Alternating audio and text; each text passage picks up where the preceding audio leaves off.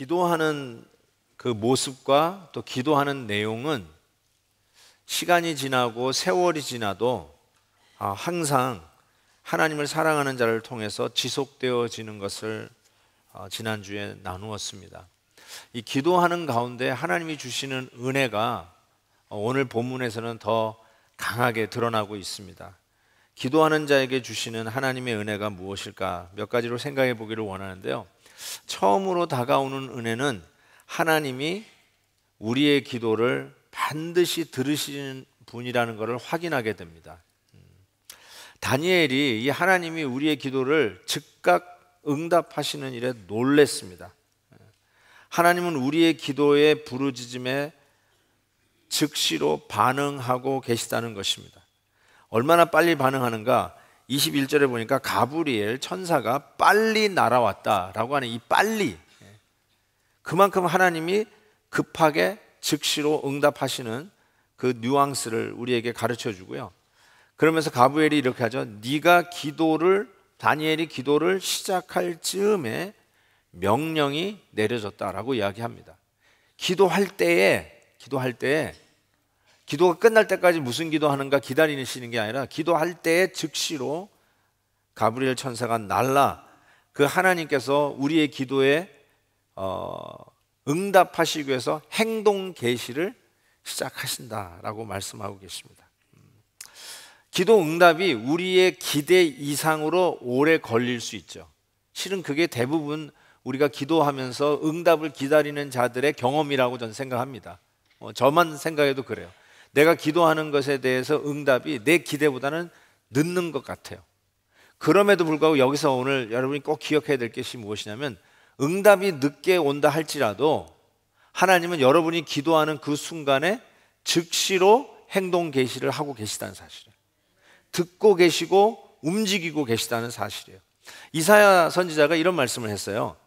내가 하나님의 말씀이 하시는 거다. 하나님이 직접 말씀하시는 내가 하나님이 너보다 앞서가서 험한 것을 평탄하게 하며 논문을 쳐서 부수며 쇠 빗장을 꺾고. 하나님은 항상 우리보다 실은 앞서가시는 분이세요. 우리들의 기도 속에 즉시로 응답하시는 그 하나님의 모습을 볼 수 있습니다. 기니비사우 팀이 금요일 새벽 기도 끝나자마자 출발을 했습니다. 그런데 그때 여러분이 동부 날씨를 아시는 분은 기억하시겠지만 그 눈보라의 스노우스톰이 왔습니다. 그래서 뉴욕에 있는 공항들이 아주 그냥 몇백 대 막 캔슬되는 그런 상황이었는데 혹시 떠날 수 있을까 싶었는데 떠났다는 거예요. 그래서 가나보다 라고 했는데 아니나 다를까 뉴욕 공항까지 갔다가 거기서 착륙을 못하고 도저히 안 돼서 회항을 해서 뉴욕 버팔로로 갔어요. 그래가지고 그 당시 인솔하시던 박 목사님이 그걸 다 이 셀폰으로 찍어가지고 우리 목회자들 카톡방에 띄웠습니다. 기도 좀 해달라고. 11명이 가는데요. 짐들이 얼마나 많은지 아마 그 짐 페널티만 한 1000여 불을 냈을 겁니다. 그 정도로 짐을 많이 들고 기니비사를 가는데 뉴욕에서 포르투갈 가는 비행기로 갈아타서 포르투갈에서 또 아프리카 가는 비행기 갈아타서 그리고 기니비사우로 들어가는 이 기가 막힌 스케줄을 가야 되는데 이걸 놓치면은 그 짐은 어떻게 될 것이며 이 비행기 리스케줄을 하는 거 이게 만만치 않은 일이었어. 그 얘기 딱 들어오는 순간에 고생 엄청 하겠구나. 불가능하겠구나. 미국에서 하룻밤 자고 가든지 어떻게 하든지 하겠구나. 그런데 어떻게 하겠어요? 기도해달라니까 기도했죠. 그렇지만 안 될 거야 라고 생각했습니다. 기도하면 됩니다 하고 외쳐놓고서는 안 믿는 이 담임 목사의 이 불신앙을 아셨던지 잠시 후에 도착해서 포르투갈 가는 비행기를 탔다라고 또 카톡이 온 거예요. 다들 할렐루야, 역시 기도는 통하구나. 얼마나 부끄러웠는지요. 진짜 되는구나. 이게 작은 거 별거 아닌 것 같은데 되는구나. 어디 수백 대 막 캔슬되고 있는데 어떻게 우리 비행기만 가게 됐는지 나중에 좀 들어봤으면 좋겠어요. 하나님이 여시더라고요. 가게 하시더라고요. 기도할 때 하나님께서 행동 계시하시고 빨리 당신의 천사를 보내시는 이 모습을 통해서 하나님이 우리 기도에 얼만큼 빨리 들어 응답해 주기를 원하시는지를 그 하나님의 마음을 읽을 수가 있어요. 아예 뭐 스노스톰 오지 말게 하시지 뭐 이렇게 우여곡절을 겪게 하시는가. 여러분, 날씨 좋은 날에 그냥 도착해서 스케줄대로 가서 기니비사우에 도착했습니다라는 소식을 듣는 것과 스노스톰 때문에 이제 캔슬될 위기에 있습니다, 도와주세요 하는 기도 속에 결국 기니비사우에 안전하게 도착했다는 메시지를 받는 것은 하늘과 땅 차이입니다. 하나님이 하시겠다고 하는 뜻과 하나님이 이 일에 간섭하시고 하나님의 눈동자가 그 가운데 계시다는 것을 우리가 체험하게 되는 거예요. 이 기도를 통해 기도하게 하시는 하나님의 뜻이 있는 게 분명합니다. 여러분 기억하십시오. 여러분이 무릎을 꿇을 때에 그때 하나님은 즉시로 행동 개시하신다는 것을 기억하시기 바랍니다. 또 하나 이 기도 중에 주시는 은혜는 오늘 본문에 그냥 지나칠 수 있는 부분인데 이렇게 적혀져 있는 게 제 눈을 떠나지 않았습니다. 저녁 제사 즈음에 주신 은혜였습니다. 23절에 다니엘은 크게 은총을 입은 자라고 이야기하면서 얼마나 이 다니엘에게 큰 용기를 격려하고 계십니까? 그런데 이 기도의 응답이 언제 오냐면 다니엘이 저녁 제사를 드릴 즈음에 왔다는 사실이에요. 저녁 제사, 유대인의 시간 개념으로 볼 때는 저녁이 하루의 시작이니까 첫 예배예요. 매일 상번제로 하루 아침 저녁으로 2번씩 예배를 드렸던 다니엘을 생각해 보면, 여러분 실은 다니엘은 청년 시절에 바벨론을 포로되어 잡혀온 이후로 한 번도 성전 예배를 드린 적이 없을 겁니다. 한 번도. 그런데 저녁 제사 즈음에 기도 응답이 오는 이 은혜를 그가 받습니다. 뭘 의미하냐면 청년의 시절에 그가 늘 성전에서 예배를 드렸던 그 예배의 흔적이 바벨론에서 포로로 70년 가까이 살면서도 한 번도 흐트러지지 아니하고 하나님 앞에 예배를 드렸다는 거예요. 성전에서는 예배 드리지 않았지만 성전에서 드렸던 그 예배를 포로로 잡혀온 그 순간에도 늘 하나님 앞에 나가 기도했다는 것이죠. 그것이 바로 왕의 조소가 있음에도 불구하고 창문을 열고 하루에 3번씩 그가 기도했던 이유이기도 했습니다. 그런데 기도하는 가운데 그에게 주어진 은혜가 그 바로 예배를 드리던 첫날 첫 시간을 늘 예배와 함께 하나님 앞에 예배 드렸던 그 즈음에 하나님이 은혜를 주셨다는 거예요. 전 이게 자꾸 마음에 머물고요, 말씀 묵상이 더 진전이 안 돼요. 여기에서 주시는 은혜가 컸기 때문에 그렇습니다. 어렸을 때 하나님 앞에 드렸던 그 예배의 시간이 그가 노인이 되어 백발이 성성한 그 순간에도 여전히 그 시간에 하나님 앞에 무릎 꿇고 기도하는 자가 되어 있었다는 사실입니다. 시편 137편에 이런 표현이 있어요. 예루살렘아 내가 너를 잊을진대 내 오른손이 그의 죄주를 잊을지로다. 못 잊는다는 뜻이죠. 내가 예루살렘을 기억하지 아니하거나 내가 가장 즐거워하는 것보다 더 즐거워하지 아니할진대 내 혀가 내 이천장에 붙을지로다. 그럴 수 없다는 거예요. 잊을 수가 없다는 거예요. 다니엘이 그 예루살렘에서 하나님 앞에 예배 드렸던 그 은혜와 그 감격과 그 몸의 흔적들을 여전히 지니고 이방 땅에서 하나님 앞에 아침 저녁으로 늘 예배했던 그 다니엘, 그 다니엘이 그 늘 기도하던 그 시간에 하나님의 응답이 찾아오고 있었다는 사실이에요.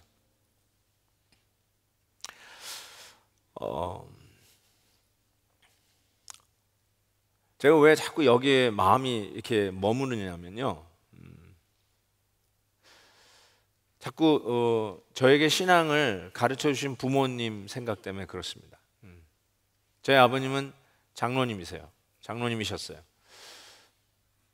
그러면서 처음으로 우리 집안에서는 예수를 믿기 시작하신 분이신데 우리 다음 자녀들도 예수 잘 믿기를 원하셔서 꼭 하셨던 게 뭐냐면 가정 예배를 드리셨어요.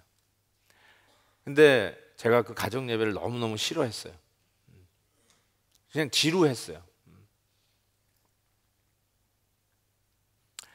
근데 이 저녁 제사 즈음에 주시는 이 기도 응답의 은혜를 생각해 보면서 그 은혜를 내가 지금 누리고 있는 거예요. 힘들었는데 교회에서 이렇게 특별히 집회가 있을 때마다 참 싫었는데 저를 끌고 교회에 나가서 새벽기도, 낮 집회 뭐 이런 거를 끌고 다니셨었어요. 그게 너무 싫었는데 지금 생각하니까 그게 지금 제가 받고 있는 은혜예요. 저는 우리 2세 목회자들을 굉장히 좀 존중하고 좀 세워주려고 애를 써요. 목사님, 우리 2세들은 새벽에 일어나지를 못한대요. 우리는 밤에 일한다고. 그러니까 좀 새벽 좀 어떻게 좀 안 될까요? 그래, 그러면 새벽 그래 하지 마. 근데 밤에는 꼭 해. 뭐 이렇게 하면서 봐주는 스타일이었어요. 연초에 엘리야 특별 새벽기도 이런 거 하면 정말 힘들어 하더라고요. 우리 2세들은 아주 죽으려고 그래. 아주 그냥 그것 때문에 난 목사 안 되고 싶다고 하는 얘기도 하는 거 보니까 정말 힘든 모양이에요. 그래서 좀 봐주고 싶은데 이게 하나 딱 걸리는 게 있어요. 제가 싫고 억지로였지만 아버지에게 끌려 나와서 새벽 기도하면서 받은 은혜가 내가 지금 누리고 있는 은혜예요. 그래 봐주지 말아야 되겠다는 생각을 요즘 합니다. 저녁 제사쯤에 주신 은혜 한번 생각해 보셨으면 이게 제가 지금 받는 은혜가 제 생각에는 제대로 받는 은혜인 것 같아요. 왜 저녁 제사쯤이라는 이 말을 여기다 집어넣고 그때 기도 응답의 은혜를 다니엘이 누르는가? 늘 싫었지만 늘 첫 예배, 아침을 열면서 하루를 열면서 드렸던 예배, 싫었지만 끌려 나와서 부모님 밑에서 배웠던 신앙의 흔적들, 그것이 기도 응답의 은혜를 누리는 현장이었다는 사실이에요. 어느 교회 장로님이 이렇게 대표 기도를 하시는데 그 장로님은 특별히 기도에 자주 쓰는 습관적인 어휘가 있었어요. 그게 뭐냐면 기도할 때마다 시방은 하면서 시방이라는 말을 많이 하시는 거예요. 하나님 시방 정말 곤란한 시기인데 시방 역사해 주옵소서. 하여튼 시방 하는데 그리고 마지막에 예수님의 이름으로 기도합니다 하고 성도들이 아멘 하면은 다들 이렇게 서로 돌아다보면서 38번 했어. 아니야 39번 했어 하고 서로 이렇게 하는 거야. 할 때마다 다 세는 거야. 우리 장로님이 이번에는 몇 번 하는가. 그러니까 이 담임 목사님도 이게 좀 신경이 쓰이는 거야. 하도 이 장로님이 기도만 하시면 그냥 시방 하니까 그게 영향이 됐는지 드디어 이제 예배 끝나고 축도를 해야 되는데 목사님이 나와서 축도를 하는데 이제는 해야 되는데 갑자기 생각이 안 나는 거야. 그래서 오래 기다리니까 시방은 우리 집에 쓰고 있어요.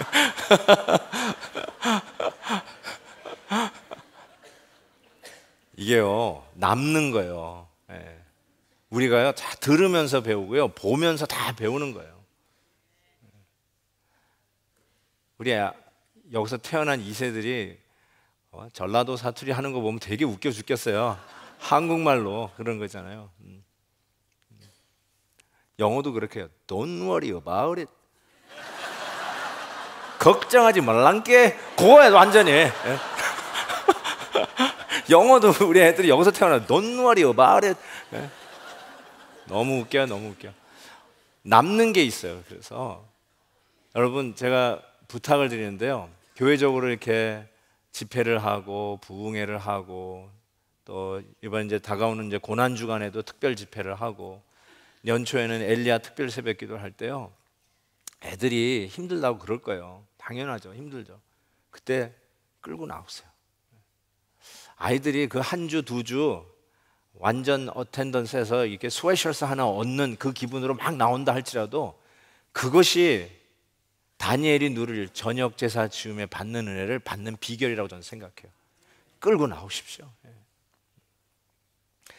그 다음에 생각해 볼 수 있는 기도하는 가운데 주시는 은혜는 지혜와 총명을 얻게 된다는 것입니다. 22절에 내가 가르치며 내게 말하여 이르되 다니엘아 내가 이제 내게 지혜와 총명을 주리라 하면서 어떤 지혜와 총명을 주냐면 하나님의 뜻을 깨닫는 지혜와 총명을 주십니다. 그래서 24절에 내 백성과 내 거룩한 성을 위하여 이른 이레를 기한으로 정했다라고 얘기합니다. 오늘 설교 제목을 정한 바로 이 이른 이레 70 이른 70 이레 70 곱하기 7이라고 하는 정한 기간에 대한 하나님의 뜻을 보여주시는 것입니다. 이 70이라는 말이 나왔을 때 다니엘이 제일 먼저 생각했을 법한 사건은 무엇일까요? 70이라는 말이 딱 들어왔을 때 딱 떠오른 것은 우리가 지난주에 살펴봤지만 다니엘서 9장에 보면 고레스 왕이 바벨론을 정복하고 그 포로민들을 자기 나라 땅으로 돌아갈 수 있는 칙령, 어떤 종교를 믿어도 되는 자유를 선포를 하지 않았습니까? 그래서 유대인들이 자기 나라로 돌아갈 수 있는 일이 다니엘이 자기 지금 현역 시절에 일어나는 걸 보면서 예레미야 선지자의 예언이 떠올랐는데 그게 바로 뭐예요? 2절에 나와 있는 곧 예루살렘의 황폐함이 70년 만에 그치겠다고 하는 그 말씀이 당연히 떠올랐을 거예요. 그렇죠?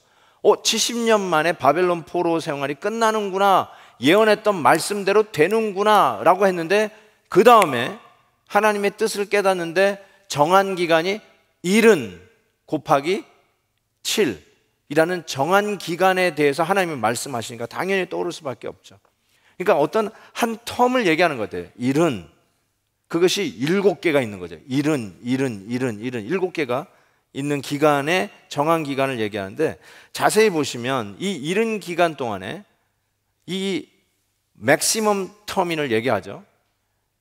맥시멈 턴 동안에 일어날 일을, 완성될 일을 이렇게 정하고 있어요. 24절에 허물이 그치고 죄가 끝나고 죄악이 용서되고 영원한 의가 드러나고 환상과 예언이 응하고 그리고 지극히 거룩한 이가 기름 부음을 받는다.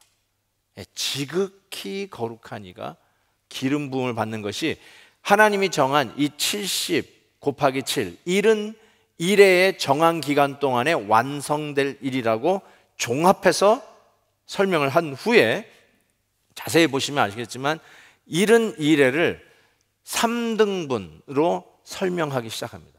71회를 세 기간으로 쪼갭니다. 그 첫 번째 기간이 7일입니다. 그 70의 7을 7의 1회로 첫 번째 기간을 쪼으면서 25절에 이렇게 얘기하죠.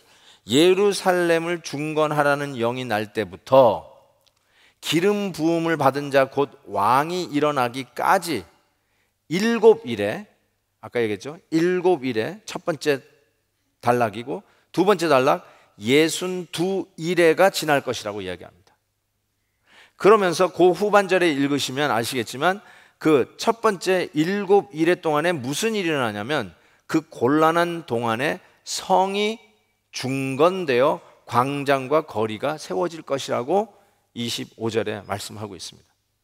그러니까 다니엘의 입장에서 생각해 볼 때 지금 허물어져 있는 예루살렘과 성전이 다시 곤란한 중에 있지만 어려울 것이지만 결국은 잘 중건이 될 것이라고 예언해 주신 거예요.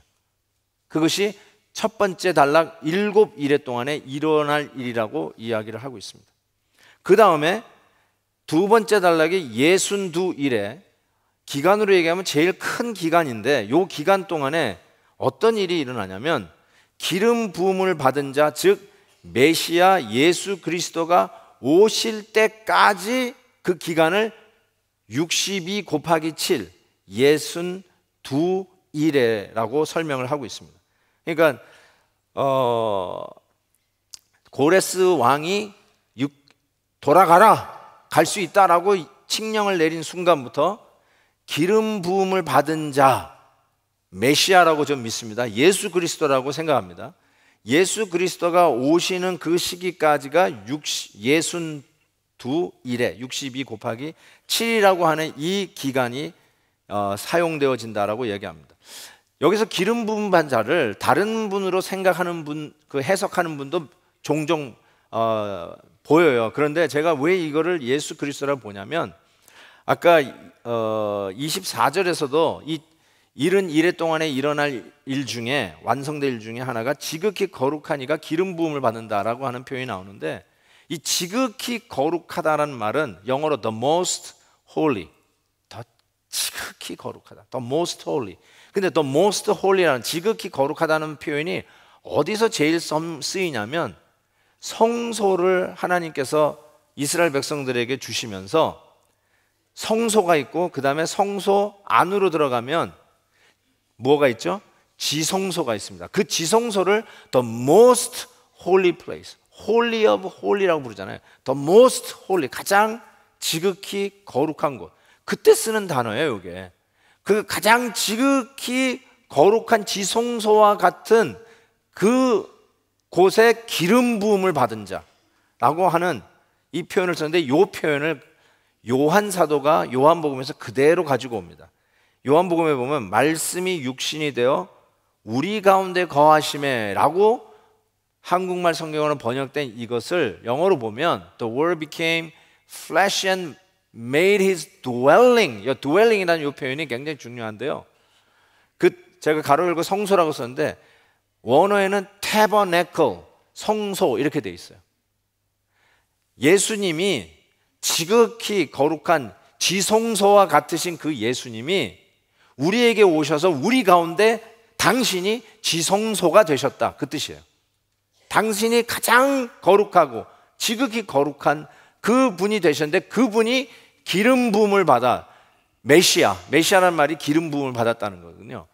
사명을 받아 우리 가운데 오셨다라고 설명하는 걸 봐서 오늘 본문에 나오는 이 기름 부음을 받은 자가 오기까지 62 곱하기 7, 62일에가 걸린다는 것은 당연히 예수님 오실 때까지를 표현한 내용이라고 보는 것이 옳다고 저는 생각합니다. 그리고 나서 이제 예수님이 오시고 나서 이제 마지막 한 일에, 77일에 62일에니까 하나 남았잖아요. 그래서 마지막 한 일회가 남았어요. 70일회 중에 마지막 한 일회, 상대적으로 보면 굉장히 짧게 느껴지는데 실질적으로는 제일 길어요. 그렇죠? 왜 그런지 보여드릴게요. 이 마지막 한 일회를 이렇게 얘기했어요. 62일회 후에, 그렇죠? 이제 69가 끝난 후에 마지막 한 일에 들어가면 무슨 일이 일어나냐면 기름 부음을 받은 자가 끊어져 없어질 것이요. 아까 그 기름 부음 받은 메시아가 끊어져 없어질 것이요 라고 했어요. 그리고 장차 한 왕이 백성이 와서 그 성읍과 성소를 무너뜨리려니와 그 마지막은 홍수에 휩쓸림 같을 것이며 또 끝까지 전쟁이 있으리니 황폐할 것이 작정되었다, 이렇게 얘기합니다. 여기서 끊어진다는 말이 무슨 표현일까? 이것도 역시 이사야 선지자의 말을 그대로 그 쓰는 단어를 가져왔는데, 이사야 선지자에 보면 살아있는 자들의 땅에서 끊어지는 고난의 주 메시아를 예언하고 있어요. 그 끊어진다는 말을 그대로 가져와서 기름 부음 받은 자가 끊어진다는 말은 예수 그리스도가 십자가에서 죽으실 사건을 예언하고 있습니다. 그리고 나서 예수님 십자가에 죽으신 사건이 있은 후에 장차 한 왕의 백성이 성소와 성읍을 무너뜨린대요. 보세요. 아까 첫 번째 7일에 하나님 주신 예언은 어렵지만 예루살렘과 성전이 재건될 것을 다니엘에게 예언해 주셨어요. 그런데 재건된 그 성전이 다시 무너질 거라고 말씀을 하고 있는 것입니다. 언제 무너지죠? 주후 70년, 나중에 아우구스투스 로마 황제가 되는 그 당시 디도 장군이 예루살렘과 그 성전을 돌이 돌 위에 하나도 남김없이 전부 무너뜨립니다. 이번 화요일 날 이스라엘 가시는 분들은 가서 보고 오시겠지만 통곡의 벽이라고 하는 그 웨스트 사이드 벽이 있잖아요. 그거 남은 거예요. 그게 디도 장군이 그건 남겨놓은 거예요. 아니 그것까지는 무너뜨리지 못했다고 할 수 있는데 다 무너뜨리고 남아있는 게 지금 그 통곡의 벽이거든요. 그거 가서 보고 오실 거예요. 트럼프 대통령도 펜스 부통령도 거기 가서 기도하고 오는 것이 사진 찍힌 걸 본 적이 있습니다. 바로 그 벽을 가서 보고 오실 텐데 디도 장군 때 그거 남겨놓고 다 무너뜨린 거예요. 여러분 그게 주후 70년인데 세계사로 잠깐 돌아가시면 주후 68년에 여러분이 잘 아는 네로 황제가 자살을 합니다. 자살은 뭐 이후에 여러 가지 얘기가 있지만 어쨌든 세계사는 그가 자살했다고 기록되어 있습니다. 68년에 자살을 했는데 그때 베시파니우스라고 하는 아까 얘기한 디도 장군의 아버지가 이 팔레스타인 지역에서 봉기를 일으켰던 소위 열심당파, 예루살렘 열심당파들이 있어요. 젤롯이라고 부르는 그 질이라고 얘기할 때 그 젤롯 열심당파들이 소위 봉기를 일으키니까 로마가 그걸 봐줄 수가 없잖아요. 그래서 이 베스티니우스한테 가서 정복하라 해가지고 군대를 통해서 가요. 그때 아들 디도하고 같이 가죠. 타이투스 디도하고 같이 가요. 근데 68년에 네로 황제가 자살을 한 거예요. 그러면서 새 황제가 막 바뀝니다. 그리고 그때 에도 불구하고 그 디도 장군의 아버지가 드디어 군대를 가지고 로마로 귀환하죠. 마치 위화도 회군처럼 군대를 가지고 로마로 가서 황제로 등극하게 됩니다. 그리고 그 아들이 남아가지고 주후 70년에 이스라엘을 완전히 붕괴하고 특별히 성전을 다 무너뜨리게 되는 것입니다. 그리고 나서 아버지가 이제 황제가 된 로마로 개선장군 같이 들어가는데 로마 가보신 분은 알지만 로마에 저 개선문이 서 있습니다. 저 개선문의 이름이 바로 로마의 타이터스 개선문, 디도 장군의 개선문입니다. 저 개선문 이거를 보신 분은 정말 로마를 잘 갔다고 생각합니다. 근데 저걸 못 본 분은 로마를 가봤자 순 허탕을 친 분들인데 저 개선문 안에 저 벽화를 보셨어야 돼요. 개선문 안쪽에 저게 새겨져 있어요. 저 보세요. 뭐가 보이냐면 바로 그렇죠. 예루살렘 성전에 있었던 금촛대, 저 메노아를 들고 저게 상징 아니에요. 저걸 들고 오는 거예요. 그러니까 예루살렘을 그 성전을 완전히 붕괴한 디도 장군이 저걸 들고 로마로 개선 장군처럼 돌아오는데 그 개선문에 저게 새겨져 있어요. 자, 여러분 한 왕이 일어나 가지고 다시 예루살렘의 그 성읍뿐만 아니라 성전을 무너뜨리는 일들이 이 마지막 한 일에 일어날 것이라고 얘기합니다. 자, 여러분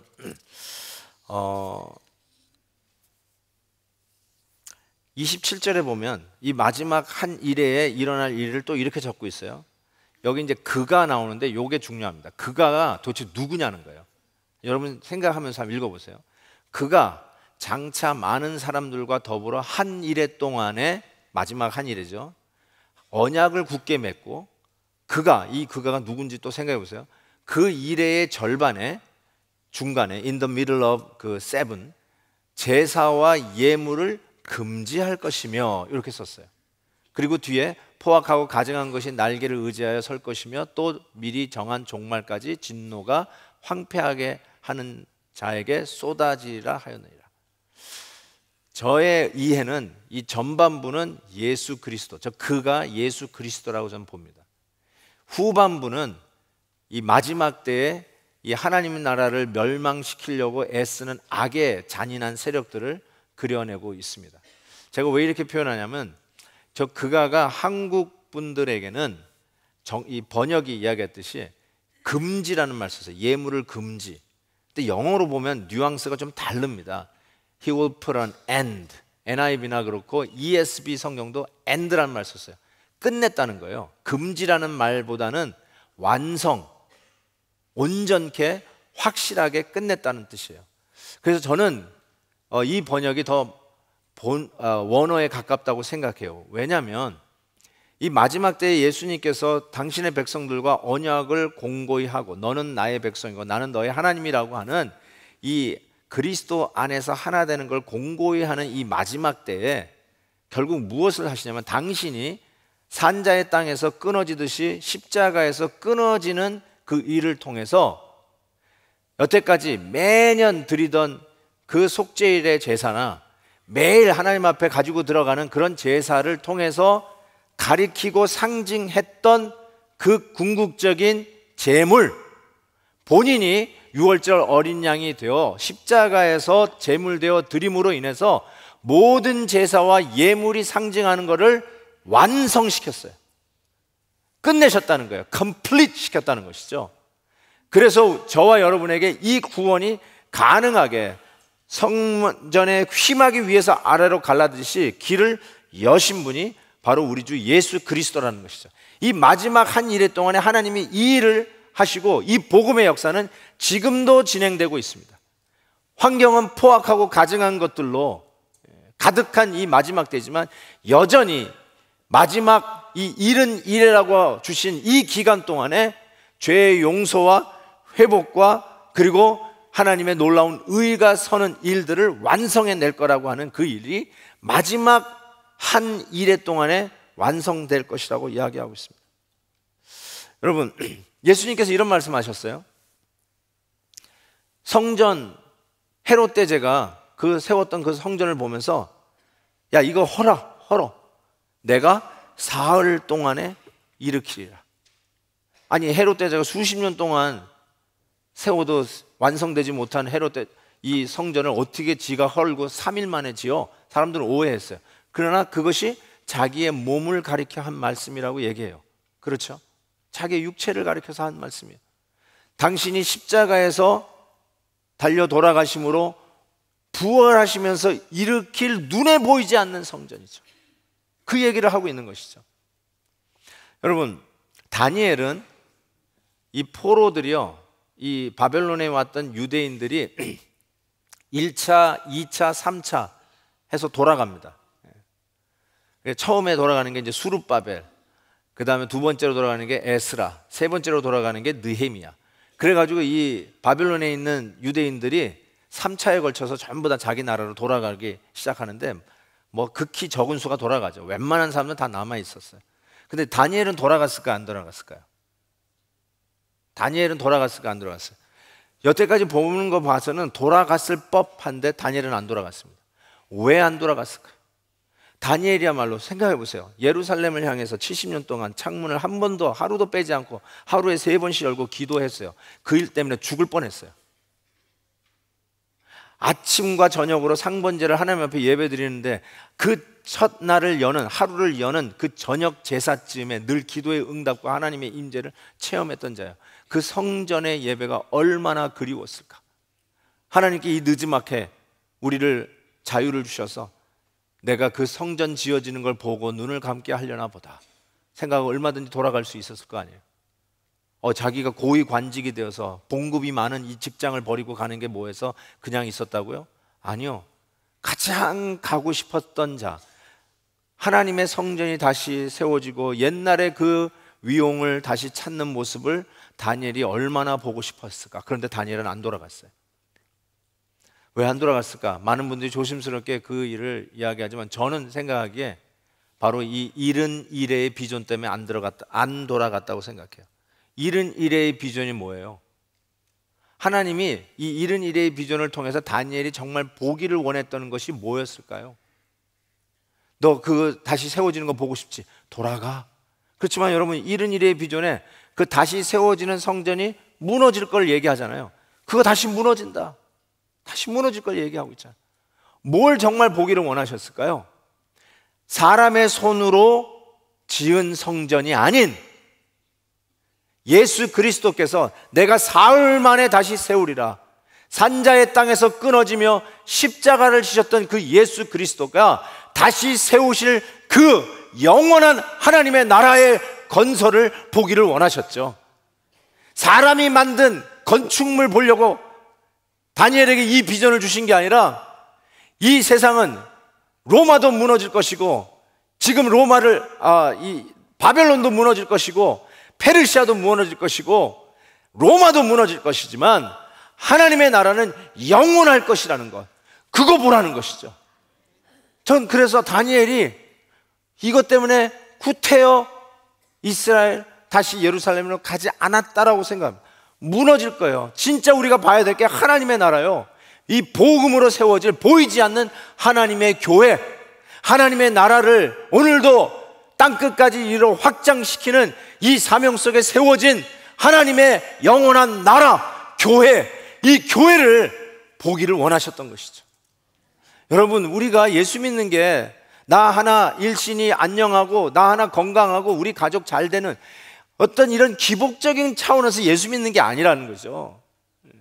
내가 출세를 해가지고 드디어 예루살렘에 돌아가가지고 내가 내 헌금 가지고 예루살렘 성전 한번 번듯하게 다시 한번 세워보는 게 내 꿈이요 비전이, 그게 신앙생활의 꿈이 아니라 하나님이 오늘도 나를 위해서 산자의 땅에서 끊어질 정도로 십자가에서 끊어져 지시고 나를 통해서 보이지 않는 하나님의 나라를, 영원한 나라를 세워가는 바로 그것을 보여주시는 것이죠. 하나님께서 여러분들에게 오늘도 주시는 은혜가 저는 이것이라고 생각해요. 여러분, 우리 이 꿈을 꾸면서 사십시다.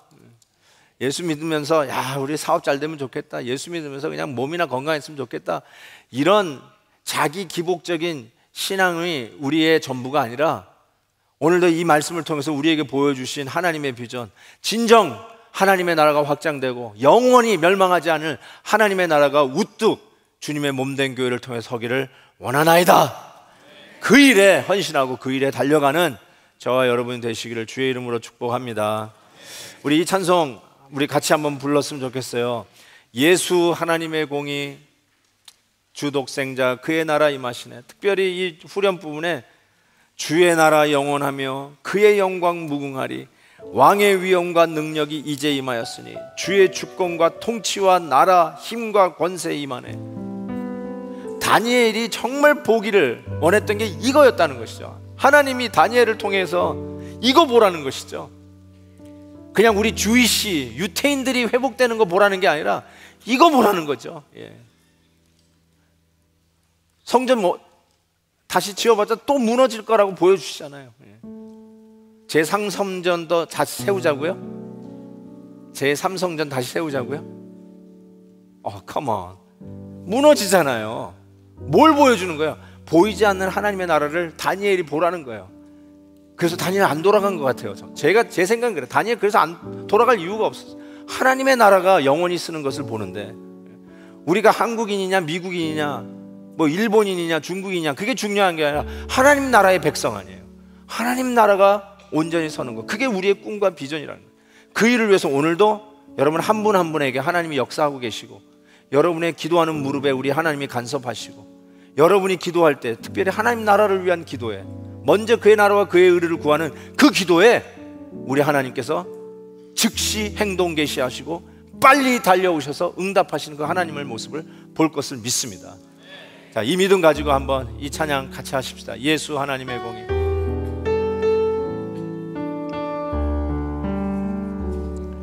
예수 하나님의 공의 주 독생자 그의 나라 임하시네.